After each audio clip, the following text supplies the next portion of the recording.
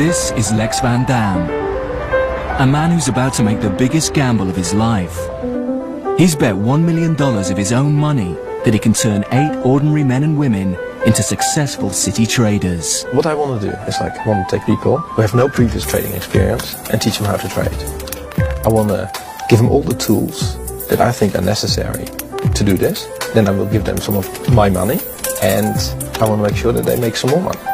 A top fund manager, he's going to set up the world's first hedge fund, staffed only by complete beginners. With some training, guidance and the promise of each being rewarded with a city-sized bonus at the end, they're all hoping for success. If they make money, it'd be great, no stress. And if they lose money, then there will be stress. From all walks of life, these novice traders have 2 months to show they can make it in the city. I've locked in £100. Whee! Yeah. But what none of them realise is just how hard it's going to be. I've seen really mentally strong people become psychologically destroyed by the world of trading. What a nightmare. Because in this game, every decision counts. It's just open, 7.26. What if it's at £7 in an hour? You're going to sell them there? Yes. Right, well, if you're going to sell them at £7 in an hour, sell them at 7.26 now. Think about what you're saying. It's unbelievable. I don't really know what I'm doing. As if it wasn't hard enough, they will have to play this game as the global markets plunge into the abyss. £900, like that. As the pressure mounts, will everyone make it to the end? It doesn't matter anymore, you've had your chance. You cannot let emotions get in the way. If you get upset, then this is your last week. Okay. I'm taking a huge risk here, and if they don't care enough, then I'll make sure they care. Can the beginners become profit-making machines? Or will the cost of success be too high for their liking and send this $1 million gamble into freefall? There's a fine line when it comes to being human beings, yeah? And now you see other people in the room responding to that, city or no city.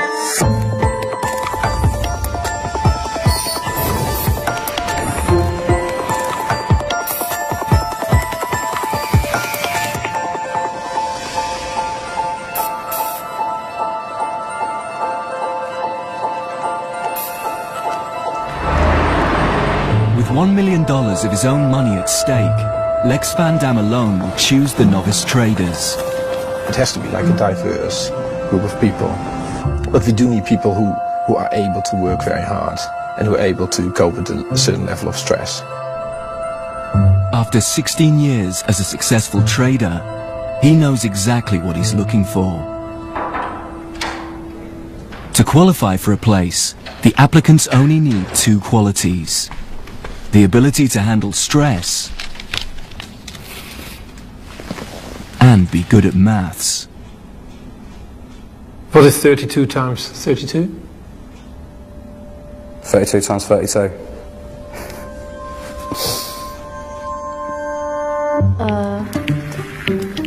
Nine 904. 1,240. What's the most pressure you've ever been under? I thrive under pressure, actually. What is 32 times 32? Oh, my brain is just not functioning. Sorry. 9,942. Would you screw someone over to get ahead? No, never. I wouldn't like to, but if I had to, I would do. Whilst thousands applied, there are only 8 places. What is 32 times 32? The first to impress Lex and secure a spot 1,024. is 36-year-old retired soldier Mike Tavel. I'm a good bet. I've got a lot of good skills, and I'm raw talent. After 13 years in the parachute regiment, Mike reached the rank of major before retiring to live in Jersey. I'd been thinking about leaving the army every day since, about 1996. I'd done a long stint in Afghanistan, and I just thought, can I do this again? I've maybe had my time of selfless commitment. Now I just want to earn some filthy lucre. Joining Mike are the remaining 7 successful applicants who will all undergo a rigorous training program. We've got 8 weeks here, so we need to make money over those 8 weeks. So we need to think about what is going to drive stocks over that period. If you can predict tomorrow's newspaper, you'll be very rich. Nobody asks you to be awake every night. But if you sleep really well every night, there's probably something wrong. That's the most you'll hear me speak, ever. Okay.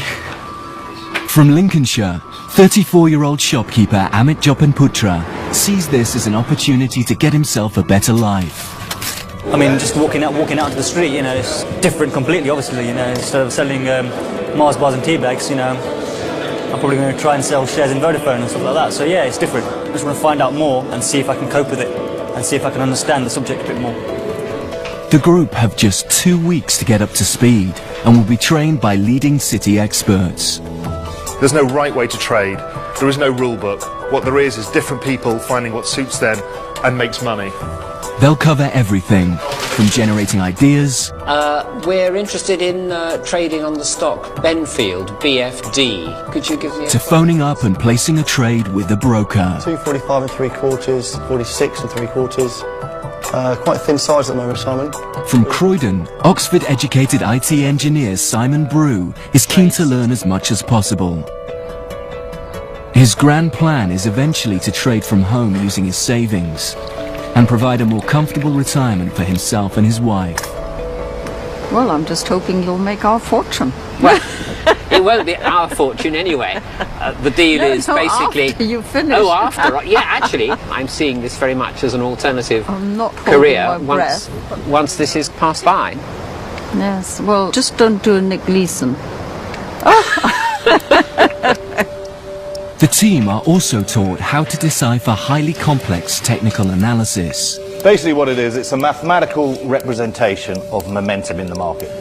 As well as essential insights into trading psychology.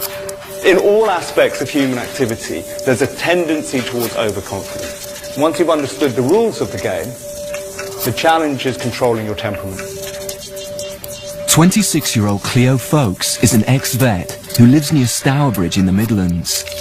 At the moment, she's working for her dad in the family firm, a 300-year-old engineering and property business. My family has got money, but that is no reflection on me because it's theirs, it's not mine, and that's my opinion to life. I've lived on my £20 a week budget. I know how to budget. Money is a drive for me. I'd be lying if I said it wasn't. Soon, they'll be trading with genuine money, and the profits and losses will be real, exposing the novice traders to a whole new level of pressure. 45,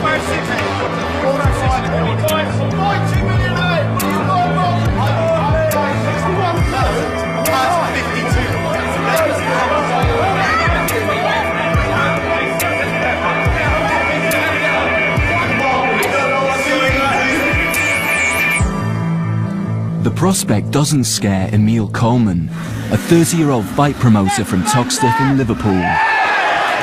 Because for me, it's about validation. People assume when they look at me, this is me. I'm many different things, and I want to be able to prove that maybe I can be a trader as well. The British Chambers of Commerce says the economy faces a serious risk of recession. Fresh concerns about the health of banks around the world have again undermined share prices. At one point, shares... Today in the stock market, with the FTSE down over 80 points a short... Day 1, Monday morning, 5 a.m. With training over and the credit crisis looming, their lives as traders begin. Entrepreneur and single mum Caroline Taysom is leaving her 4-year-old twin girls in the care of her mother to travel from Winchester to the city. I think the skills that I've gained, self-control, stamina, determination, real desire for business success, are going to work incredibly well within the trading arena. 20-year-old Oki Imukwede from Tottenham is partway through an economics and maths degree. The nature of trading is that money can come and go in such a flowing way that it's almost like a living, breathing thing. It's important that you keep all of the reins in so that you can control it. Highly ambitious, these next 2 months will reveal whether he has what it takes to become a city trader. Finally, environmentalist Dr. Sam Doobie, the unlikeliest of all the traders, is taking part to find out whether it's possible to trade ethically and still make money. A good trader has to have such a good idea of what's happening in the world, has to be so aware of the wars that are going on in Africa, the droughts that are happening in India, the floods in America, yet the only focus is on the financial aspect of it. And that's a real problem. The 8 rookie traders have been given their very own trading floor in the heart of London's Square Mile. Complete with computer terminals plugged directly into the world's stock markets, they have everything they need to start trading. And the world's most scrutinized but least understood institution will be revealed as never before. Their first 2 weeks of trading will be critical. $1 million for me is very significant, and I can't afford to lose it. If I lose it, it's a disaster. If I lose half of it, it's half a disaster, which is still a disaster. If I lost 5%, it's humiliation. If I lose anything, it's terrible. How's everyone feeling? First morning? Early start? Yeah, rosy. Although Lex Van Dam is supplying the money, he's appointed a supervisor to be his eyes and ears. An 8-year veteran of the city, Anton Creel retired from trading 2 years ago at the age of 27, a millionaire. I know the feeling around the table is quite laid back and like quite laissez-faire this morning because it's the first day. But like you've got, I mean, the news and stuff in the morning, you've got to be really military and like really, you know, get into what is going on in the world, you know, and then you can try and make sense of it, right? Okay. But, you know, the hours between 6 and 7:30 are absolutely crucial to your day. Right, market's opening in 1 minute. Let's go make some money.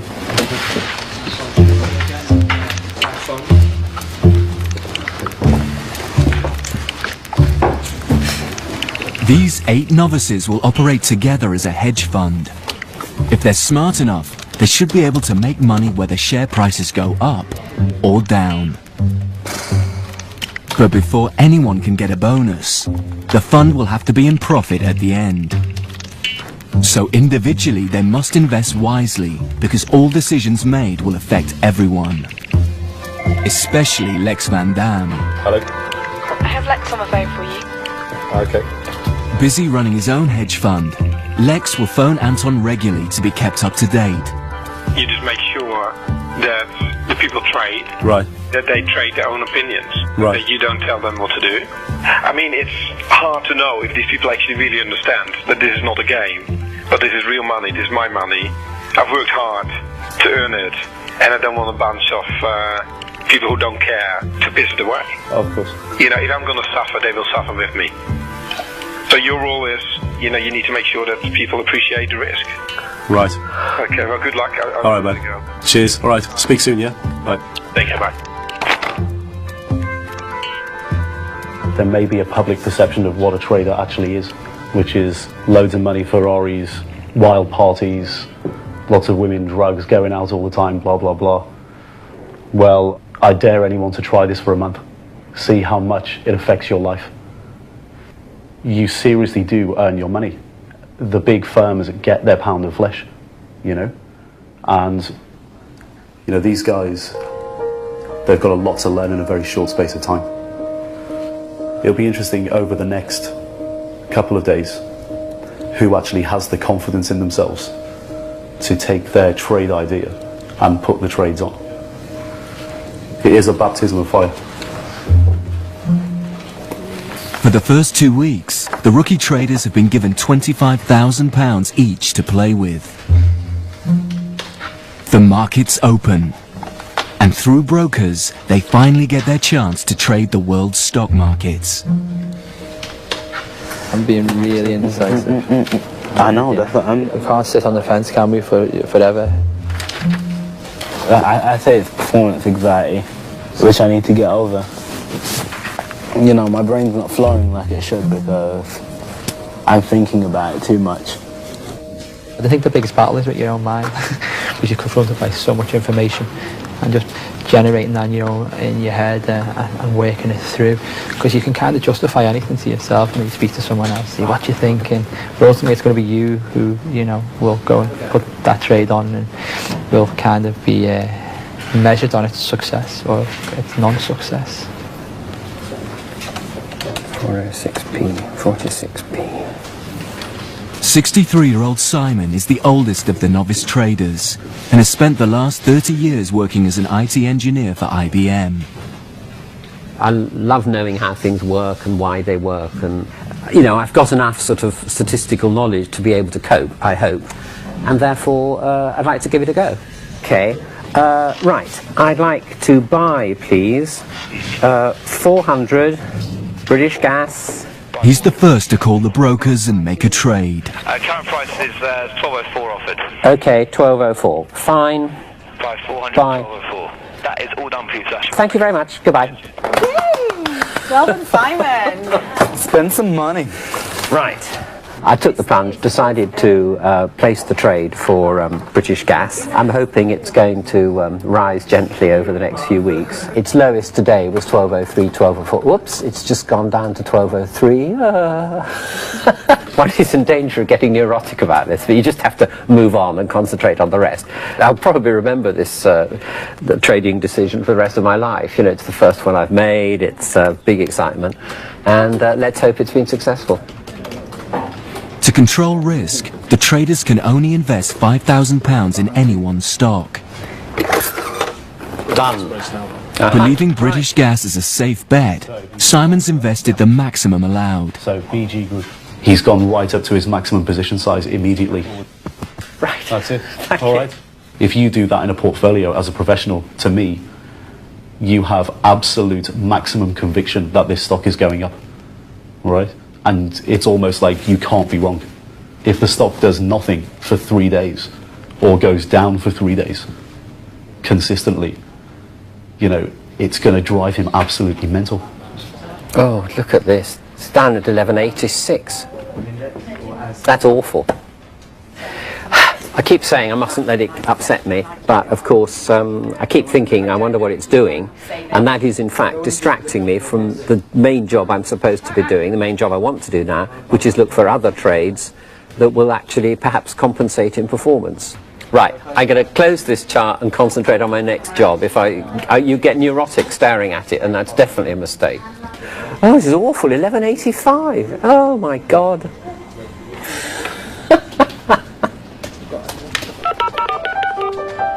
I'm looking at Halfords, the code HFD, and then can I get 100 shares of that then, please? 100. 100. By the end of their second day, several novice traders have taken their first dip into the markets.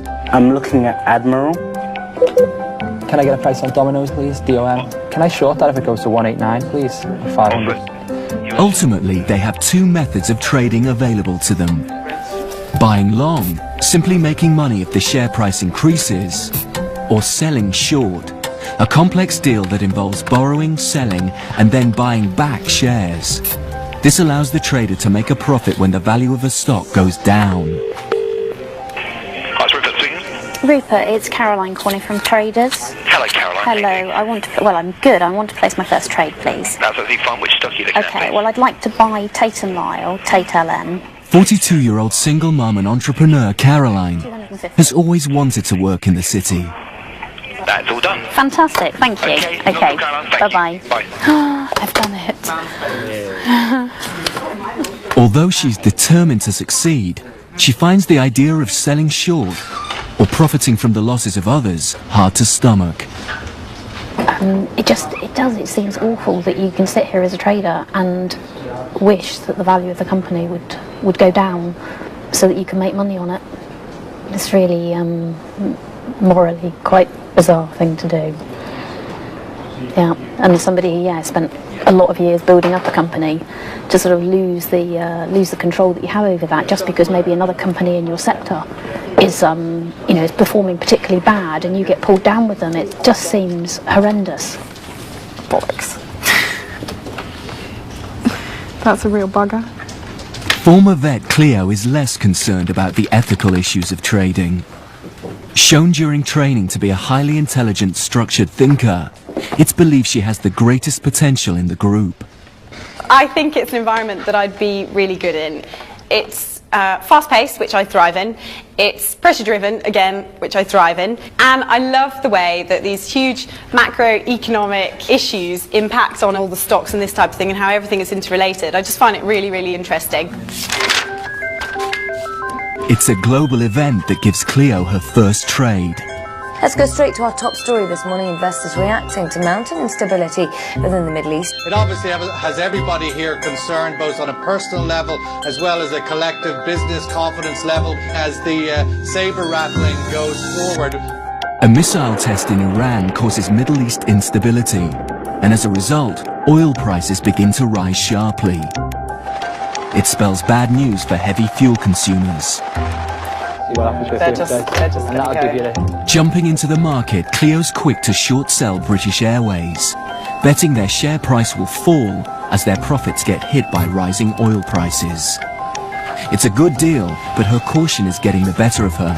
She's only traded 200 shares, by far the smallest investment of the group. You know, it's more I wanted to just get through it. I know that sounds awful, and I know that's completely the wrong rationale, but I prefer to place one small little trade because it's the first time that I've ever dilly-dallied with anything like this. Oh look, see, it's down! 200. I'm so sorry, I'm going to keep myself under wraps now. It's just the first one, I get really overexcited. Right, sorry guys, really sorry. I'm going to control myself now. Oh my god, it's just gone again. How much have you made? 1p.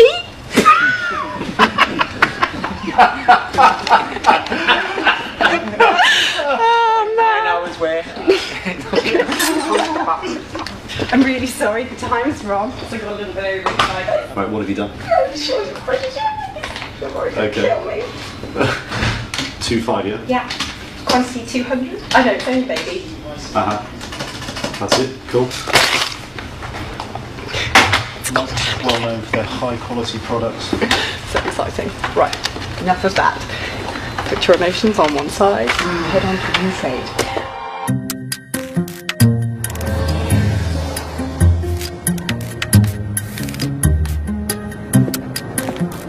The life of a trader is all-consuming. Long days begin with very early mornings.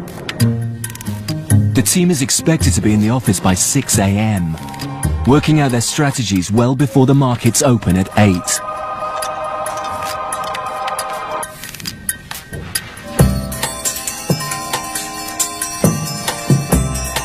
Their screens come alive, falling shares turning red, rising shares blue. Great, contain 500 shorted. Sports Direct. Yeah. Everything coming out about it's bad. After 3 days of trading, the team has so far only invested 10% of the £200,000 currently at their disposal. But it's not the amount that's worrying, it's the commitment of some of the traders. If you leap with joy or... Simon? Yeah? What price of BG Group in the auction? 11... My stop is 11.60. They're 11.59 now. What price are they in the auction? You're out, mate. I think you better check. Away from his desk when the market opened, Simon is unaware that his shares in British Gas are plummeting and losing the team money.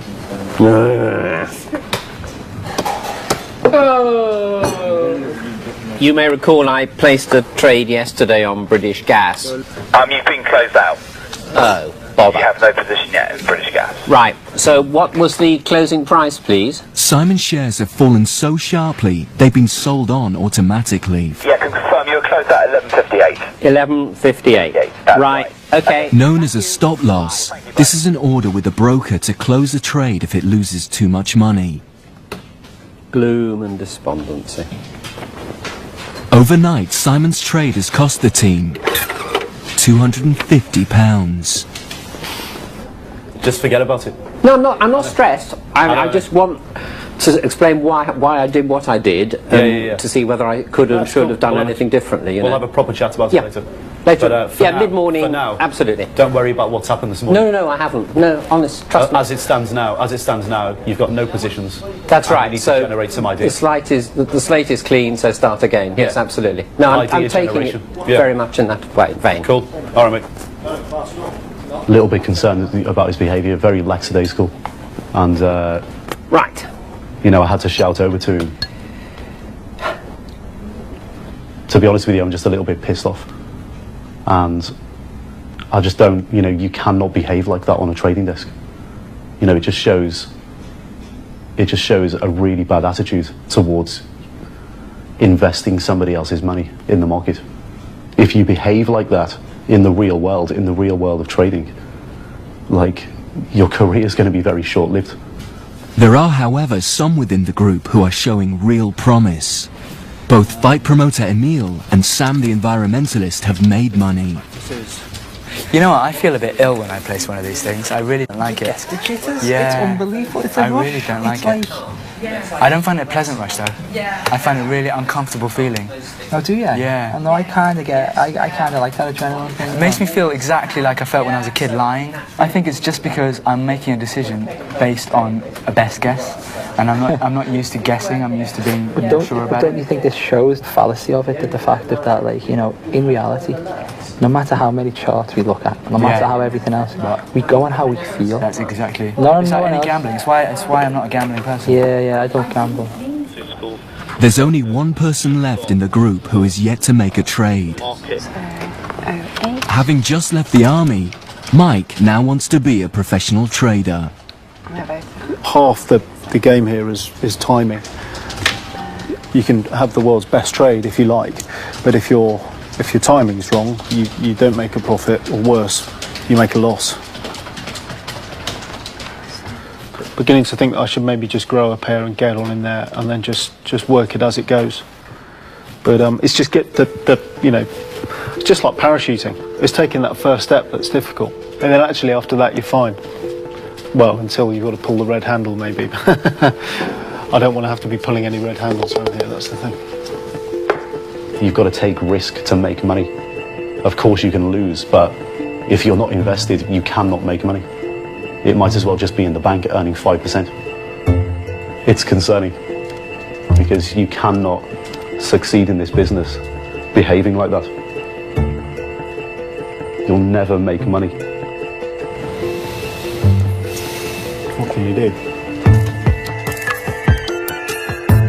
The last thing the economy needs right now is for the standard mortgage spigot to be turned off. In terms of these two companies, they own or guarantee about half the $1 trillion of U.S. mortgages. Take a look at Freddie Mac. It is off by more than 1/3, losing 1/3 of its value this morning. The government is going to be absolutely bound and determined to do whatever it takes to keep the money flowing to home mortgages. Only a week into trading, and the novice traders are dealt a heavy blow. US mortgage giants Fannie Mae and Freddie Mac hit the rocks, and the world's markets reel in shock.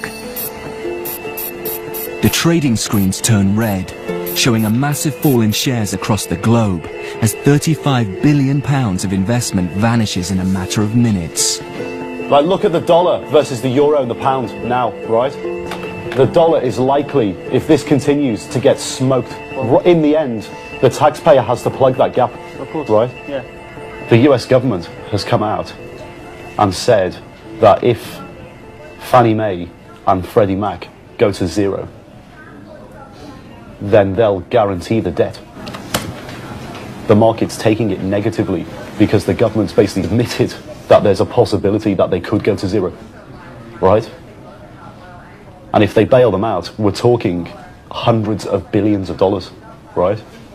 And who ends up paying for it? The US consumer. I mean, to anyone who's been in the industry a long time, this is like proper scary stuff, you know? And the entire basis of the US economy changes if this happens. I mean, the US is over for a generation if this happens, potentially. But this is why the markets are so volatile. This is why the world is in a complete mess at the moment and no one knows what to do, because there is no light at the end of the tunnel. 319.75, yeah? 375, okay. And that's 1,000 shares that you've bought. That's it, mate, yeah. Great, thanks a lot, Lee. All right, mate. The global credit crisis has spread to British shores, and Sam, the ethical trader in the group, Good lord, that was a rapid rise. spots a chance to make money. Mortgage lender Alliance in Leicester has now found a buyer, allowing the company to shore up its finances after losing 2/3 of its value over the past year. Now, Spain's biggest bank, Banking giant Santander has announced a takeover of Alliance in Leicester. Quick to react, he buys 1,000 shares. They rocket and make the team an instant £200. Out of Alliance in Leicester. You got out to 32.5? Yeah. Good, man. 328. See. Hello. He's just sold them. Superstar, mate. 332.5. Yesterday, I read a news story on Alliance in Leicester, so I bought some shares in them. That made the share price go up, and I sold them and made some money from reading a news story. I didn't do anything. That's the nature of the game, really. You're not doing anything at all, really.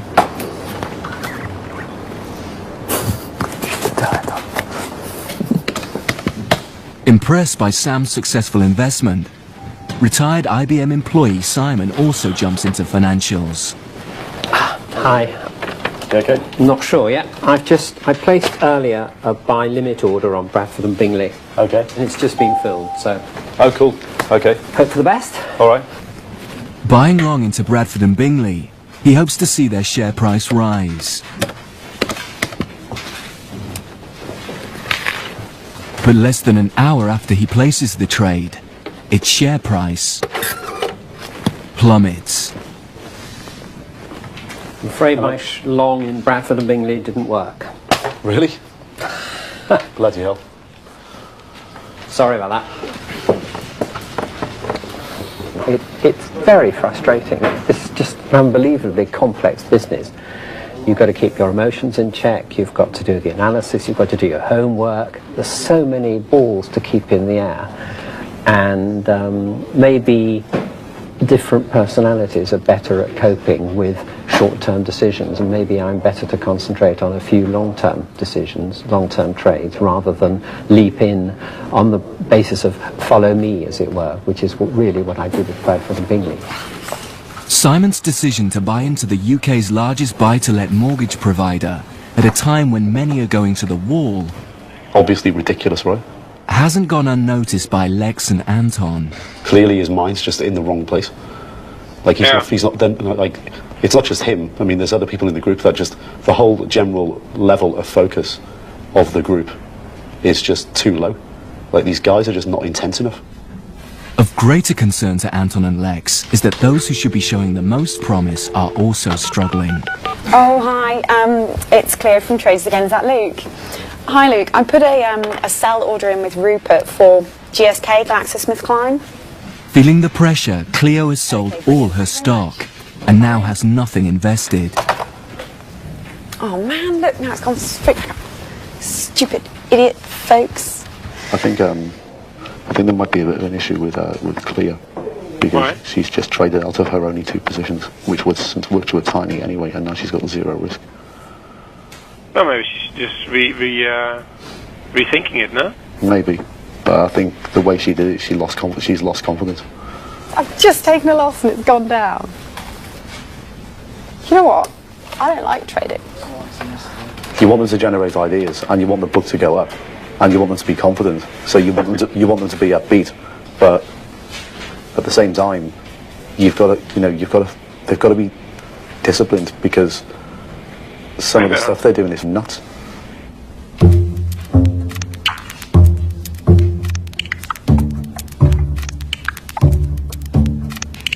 So far, the team have only invested £40,000 out of a possible £200,000. They've been trading in the worst market conditions seen in years. And although they've had some successes, overall, they've yet to make a penny. It's definitely been noted over the last couple of days that a lot of crucial things in the market that's been coming out has been missed by people. Things like being on the desk when the market opens, popping off for 30-minute lunches, Like, it's just absolutely not acceptable.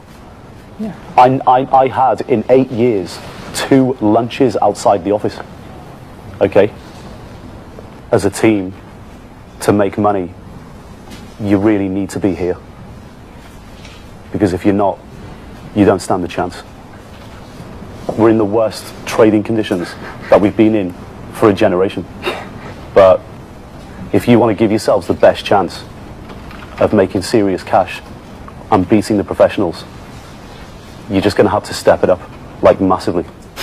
Get and take it to the next level. I mean, nobody ever said this was easy, but God, it is a lot more difficult than certainly I ever expected. It's extremely difficult.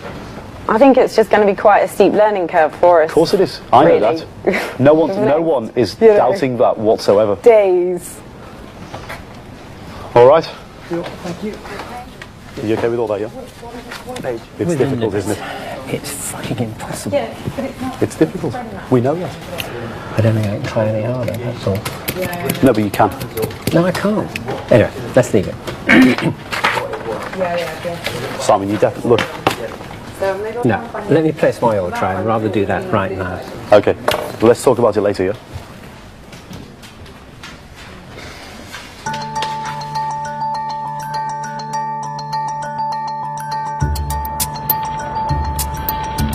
The end of week 1.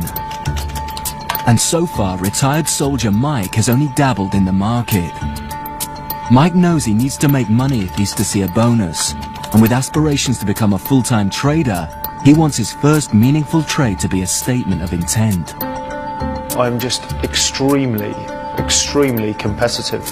I wear a heart rate monitor so that I don't run too fast. Sometimes I have to rein myself in because it forces you into places where you don't really want to be, like racing my girlfriend, getting dressed and things like that. 1056 at 1057.5. 1056 at 1057.5, yeah? His trade idea is a highly controversial and risky one. Just looking at the opening prices on HBOS, there is people are staring at each other, across the city. Who's going to win this game of bluff? A cash flow crisis for Britain's largest bank, HBOS, has forced them into a rights issue, which means going to their shareholders and asking for more money. Mike has calculated that the rights issue should go well, sending its share price up. Ka-ching, okay? That's a good scenario. That's the side of the bet we want to be on. Right, but we're not. But to cover his position, Mike has decided he also needs to short sell German bank Allianz. As the underwriters of the rights issue, they will have to pick up any shortfall, a potentially huge liability which could see their own share price fall. This trading strategy is known as hedging. It's the essence of how a hedge fund works. If he's right, he'll make more money on this deal than everyone's trades put together. Hi, it's Rupert. Rupert, hi, it's Mike at Traders. How you doing, mate? Hi, mate. Yeah, good, thank you. ALZ.de. So 110. 110. 23. Euros, right? That's right. Sold 46 Allianz at 110 spot 23 euros. Confirm. HBOS, HBOS, LN, bought. Yes. 1419, 278 spot 25. That's right. Lovely. Nice doing business with you, mate. Thank you, mate. Cheers. Bye bye. Well done. I mean, there's risk in every trade, but I've worked through the numbers, and my downside risk is far smaller than my upside gain, and if it comes off, we'll make a lot of money for the team.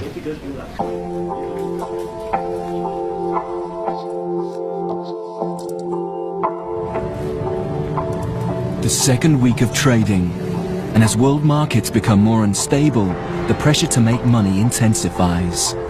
The government has come close to admitting that the fiscal rules it set itself for managing the economy can no longer be met. The Bank of England has kept interest rates unchanged at 5% as it struggles to respond to officials, insisting no decision had been taken on rewriting debt levels, were careful not to dismiss the idea. Everybody's thinking of the credit crisis at the moment, and they're all, basing all the ideas of that credit crisis. Yeah.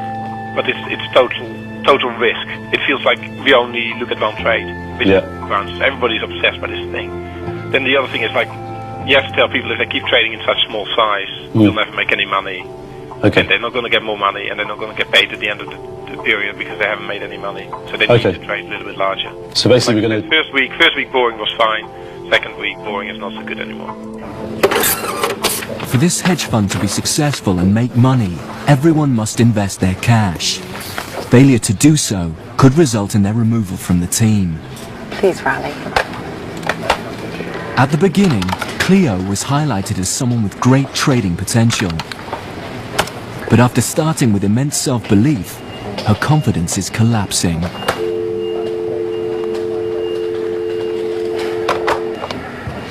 With no trades in place, she must get invested to stay in the game.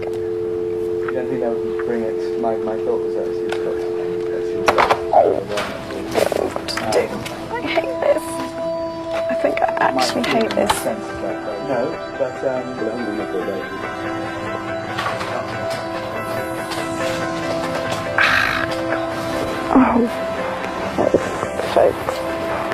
such an idiot.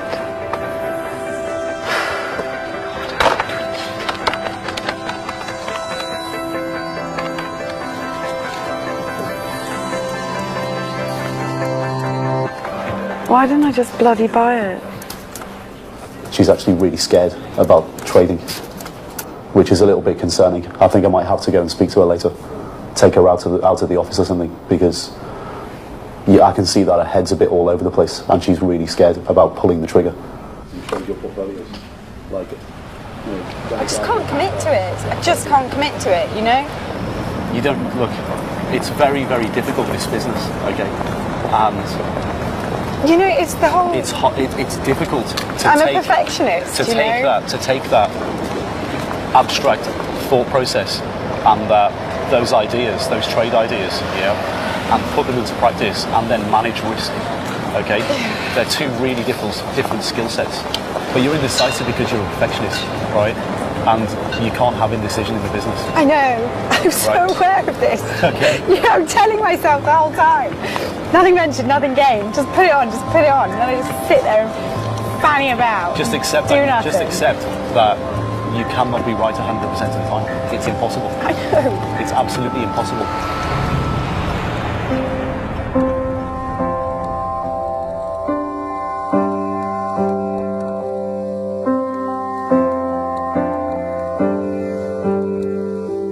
I'm frustrated. I'm frustrated at my lack of knowledge. Massively frustrated by it, and that spills over in this, you know, this sense of being. And I feel like a lamb to the slaughter at the moment. Now I feel pressure that I've really got to find trades to put on, and you know, whilst it's good to have a bit of pressure in this uncertain market, I don't feel that that's necessarily the best thing, because the last thing I want to do is put on trades just so I've got positions. But I'm almost feeling like I'm being pressured now to put on trades purely for that reason, just so I've got positions, just so my capital's invested. But when the market is this volatile, I don't think, you know, I think unless you can really, really read it, then you're a bit of a fool, really. Oh God, look where it's gone. No wonder it's... For his third trade, Simon believed he was playing safe, investing £3,000 in insurance company Royal Sun Alliance.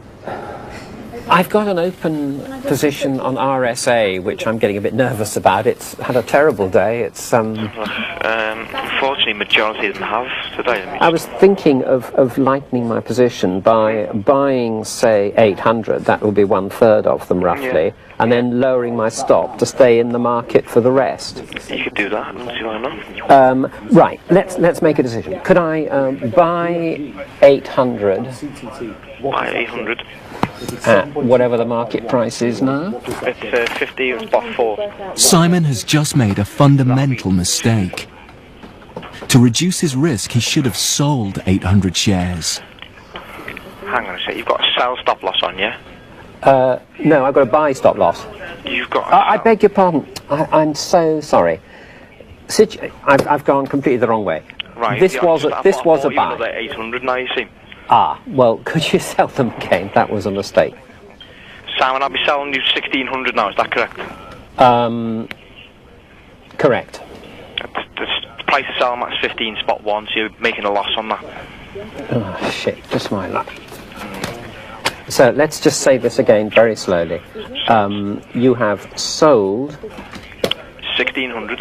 1,600 at 115. 115. Spot 1. Spot 1. Okay, that's amended for you as well. Okay, done. Thank you. Cheers, Sam. Cheers. Bye.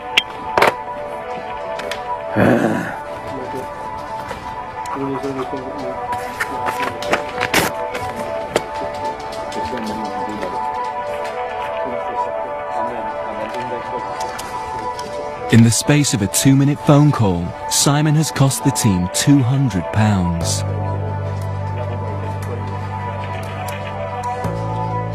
So far, every deal he's made has lost money.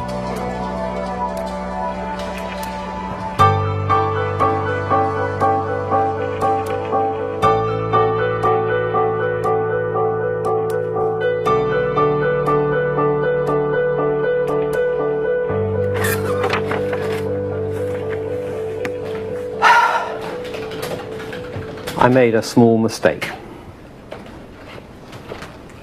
So he basically shit himself. Yeah. Went to sell a third of the position and ended up buying it. Right. Right. And then he realised what he'd done, and then went to sell double the amount to get his position correct. And then So he bought instead of selling. Yeah. If you say buy when you want to say sell, it just means that you've got shit for brains. Well, yeah. That's what it means. It's totally switched off. He's panicked, shit himself, lost his mind, and done the trade the wrong way around. I'm pretty annoyed because there's mistakes and there's mistakes. Yeah. We have to think about what we're going to do about this. Yeah. Cleo was has been a bit of an issue in the last 24 hours. She's actually scared of having positions. Right. We were off the desk today for an hour and a half, and I've got shit to do. You spend an hour and a half with her? Yeah, because, mate, she's crying. Do you know what I mean? Who can cry for an hour and a half? Someone who's never traded before, who's scared of trading, 1 week into this exercise, right? That's Okay. a person who can cry for an hour and a half. Great. One has shit for brains and the other one starts crying. We're doing well here. Yeah. It's judgment day for Mike's biggest trade. The results of the HBOS rights issue are in, and it's not the news Mike wanted to hear. HBOS, Britain's biggest mortgage lender, raised about £4 billion in a rights offer to shore up its balance sheet. The trouble is, most of the shareholders didn't actually take up their rights to the shares. Today, shareholders bought just 8% of the stock on offer, leaving the underwriters, Morgan Stanley and Dresdner Kleinmont, with a bit of a headache. Underwriters will try and get subscribers. Do you know anyone who's long, somebody's long HBOS? Yeah. One of you guys? Yeah, it's Mike, yeah. He's just trying to keep an eye on the place this morning because yeah, he's on it, yeah. It's not very good news on them either. No. With HBOS falling, Mike's short sell in German bank Allianz isn't working either. Come on, HBOS. Despite the problems, its share price is unaffected. I'm hanging on to my arse here. Jesus Christ. I mean, my reason... What is your ratio telling you? Your ratio? It tells you that I'm down about 4%. I'm right on the brink. Come on, bitch. For sake. His £8,000 pairs trade is now losing money. It's not good, not good. And he's provoked the wrath of Lex Van Dam. Hello. Hello, I have Lex on the line. Okay, thank you. Thank you. Hey, how you doing? Hey, man, how's it going? Okay. You see HBOS? Yeah. Does Mike know what's going on? I don't know. He hasn't spoken to me. It was madness itself to go long HBOS. He's been waiting for weeks to trade, and then this is the best thing he can do. It was just stupid. Okay. He's just sitting there in the ocean, and maybe the wave goes the right direction, and maybe it goes the wrong direction. And we both know the way they're trading at the moment, it's always going to go the wrong direction. Listen, I've just got to be I careful. really have to go. All right, cool. Bye. Yeah, bye. Mike. I reckon I need to cut that position. We're down about 5, just under 6%. Okay, so the cut's there. Cut it, move on. Don't feel bad about it. Shit happens. Shit happens, and this is just one trade out of many that will happen. Absolutely. Yeah? Cool. All right, mate. So if you want to do that, that's cool. Okay. Yeah, he's gutted, but like I'm looking at this personally as a trade that could have gone massively right and a little bit wrong, and it's gone a little bit wrong. You know, he spent an entire weekend probably thinking about it, walked in and lost money, right?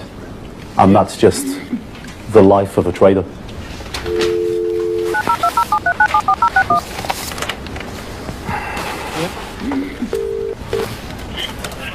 Good afternoon, Mint. Hello, Luke. It's Mike. Hi, Mike. H-Boss. Sell 1419 at... put it in for 267 spot 25 if you can do it. Mate, that's done for you then, H-Boss. Okay, ALV.de. I'm a buyer of 46.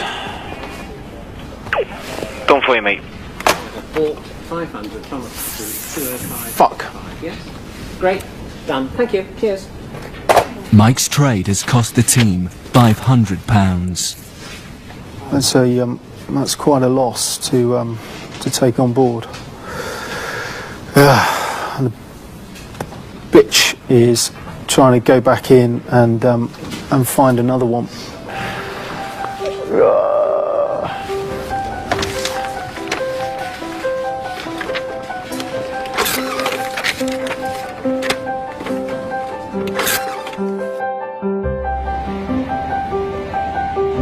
The UK's biggest mortgage lender, Halifax Bank of Scotland, has announced that its statutory first half profits plunged by 72% to £848 million. The bank blamed the loss on the credit crunch and also reported an increase in bad debt. As the traders reach the end of their second week of trading, they're faced with their biggest test so far. We are awaiting numbers, earnings reports from Citigroup. They are due out any second from now. We'll bring you those numbers as soon as they cross. Citigroup, the world's largest bank, is about to announce an earnings report. In the financial world, this is a global event and will have a massive effect on the world's stock markets. If the team properly hedge their investments, the fund should be able to cope with anything the market throws at it. I'd like to sell, i.e. go short on that. With market confidence in the banking sector at an all-time low, It's a red day. We need a red day. the novice traders have predicted the figure will be bad. 1,000 would be 2,000. Convinced there's an opportunity to make some quick cash, they all go short. 263. Well, I'd like to put in an order to short 900 of them, please. Okay, I want to sell short. 698, £7.50. 697, 700. Okay, I'll sell. Can I have 698? It's not actually bid there, it's 697 bid. Okay. You wanted to sell it at 698? Yeah, sell short. That's my biggest trade. How much? Nearly £3,000. Ooh la la. Back in the game. Hi, who's that? Hi, Rupert, it's Emil from Trades. Hi, you okay? Can you look at Domino's for me? DOML. In total, they short sell 16,000 shares, a massive £41,000, in the hope that prices will fall. Yes, baby, go down, go down. But not one of the traders has hedged their investments by going long in case prices should rise. A potentially calamitous mistake. Well, it looks like that these numbers are better than had been estimated, Carol, and we are actually seeing, as we speak, the futures really paring the losses very rapidly. As I look at my Bloomberg terminals, you can see what the shares are doing in the pre-market already, up by 3%. Sell. And RBS is going up with that news. Is there something else? RBS Is there is something going else? up. Is there How something can else? RBS It go just up? means it's going up. What's going up? Lloyd's is going up. Only a fraction, so is there something else? For the novice traders, it's the worst news possible. The figures are better than expected. The markets immediately rally and share prices rise across the board. This morning's short-selling frenzy has left the team massively exposed, and they're losing money fast. 6%, mate, yeah. 6% a day, I shorted them at 290, 292. Just making sure that you're aware, mate, of what's going on, because obviously you're a bit short and you don't get carried out. Yeah, 304. From a position of profit, the group are now facing a heavy loss. It's like Monopoly today. It's great. Everyone's just gone for it. It's quite a nice atmosphere actually in the office, even though we're all hemorrhaging money. It's absolutely typical. I think a lot of people got into banks because there was a hubbub about banks yesterday, and everyone has got absolutely trounced on it. If it was one person getting absolutely trounced, I think it would be quite difficult. But because everyone's in the same position, yeah, it's fine. I think the mood is pretty good considering. They've been trading for a fortnight, and so far they've only lost Lex's money. Hello. Good afternoon. I have Lex on the phone asking for you. Okay, yeah, put him through, thank you. Hello. So what's the P&L? Not gonna like. You're not gonna like. I'm not gonna like, okay. Down 2.5 grand. You're joking? No. Are you serious? Serious. Wow. That's a lot. You know, I am actually starting to get a little bit upset. I'm not the type of guy to, you know, humiliate people in front of a group or give people shit for no reason, you know. But, you know, if I have to give them shit, it's for their own good. Because if I don't, Lex will walk in one day and just destroy somebody in front of everybody. And that's not going to be good for anybody. We're getting our fucking faces ripped off, that's what's going on. The people who are doing their conkers today are people who've shorted on the open and bought nothing against it. Right? Yeah. Market moves 0.5%, and look how much money you can lose from a 0.5% move in the market. You've been muppets. Like, you've shorted something naked after all the conversations that we've had, right? And it hasn't even entered your mind to buy a UK bank against it, given that financials are the most volatile sector in the world right now. Yeah. You've got to learn from your mistakes. It's risk management. Naked punting is for idiots. And if you're down 2 grand today as a group, yeah, and you multiply that by 45 days that we've got left, you're going to be down 90 grand on 500 grand. What do you want me to do? Like, put everyone up against the wall with a gun to the head and say, fucking manage risk. You're trading with somebody else's money. You know? If this was my money, I'd be so scared. You've got to seriously think about what you're doing and the risk that you're taking. Because we walked in this morning and I don't think anybody thought we'd be down 2 grand this morning, right? No one thought that. But guess what? 4 hours later we are. This is the week where they need to make some money. Oh, he's going to kill me. I don't need to feel less self-worth at the moment. We are under Russian invasion and Russian occupation right now. Turkey, Azerbaijan and Armenia, the countries that border it. Right, this is gun to the head time. Fine, decision, I will sell them. Now. Look, I'm not telling you what to do. No, I know you're not. Christ's sake. If it's legal, the morality is irrelevant. Is that what you're saying? Sam, it's a bad world. I think it really brings out the bastard in you. The last time I had travel like this was getting divorced. If people walk out because they can't take it, so be it.